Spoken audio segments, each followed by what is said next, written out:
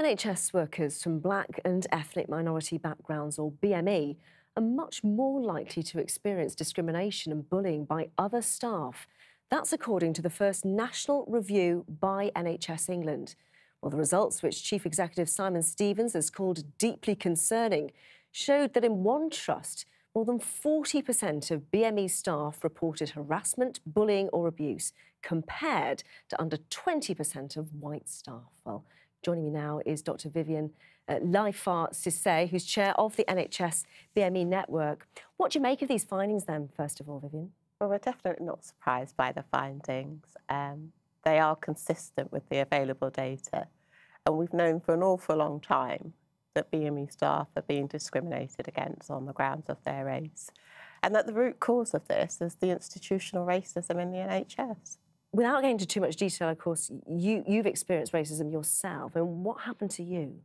Well, in 2007, an employment tribunal upheld my claim for racial discrimination, and the response of the trust was actually to remove me as the chair of the local BME network against the wishes of the BME staff and myself, and because of the way in which they handled the situation, that I had another claim for racial discrimination and victimisation, which was ultimately settled out of court. The trust actually admitting liability for further discriminating against me and victimising me. Do you think this is a widespread problem, though? Is this happening in trusts all over the UK? Oh, it definitely is. And, you know, we've known for an awful long time that we have a major problem in the NHS. Well, at what level is this happening then? Is it staff on staff? Is it managers? Is it patients?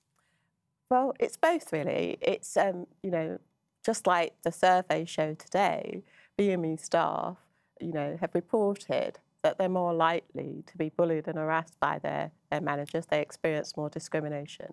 But it's also the case that our BME staff face harassment and discrimination from patients, and that is on the rise. So why do you think this is happening? I think it's happening partly because the NHS has been in denial for an awful long time. It talks about change, but it won't admit that the NHS is institutionally racist. Leaders are not held to account by way of sanctions for failing on their statutory obligations. And there is a failure to recognise in the NHS that change will not happen unless they acknowledge that we are the beneficiaries of the race equality duty and we have to be involved. You say the NHS hasn't acknowledged it, but they have also said that they're going to invest £2 million to tackle the problem. That must go some way. Yeah, the money is good and we welcome that commitment. But no matter how much money you throw at the NHS, if you don't have leadership, if you don't have the commitment, then nothing's going to change. And so presumably that's the key then. You want to educate people, is that right? It goes beyond education. Training, of course, is important. But we have to have the accountability. And that accountability has to be by way of sanctions. If NHS trusts fail to deliver on their statutory obligations, there has to be consequences. Good to have your thoughts. Thank you very much. Thank you.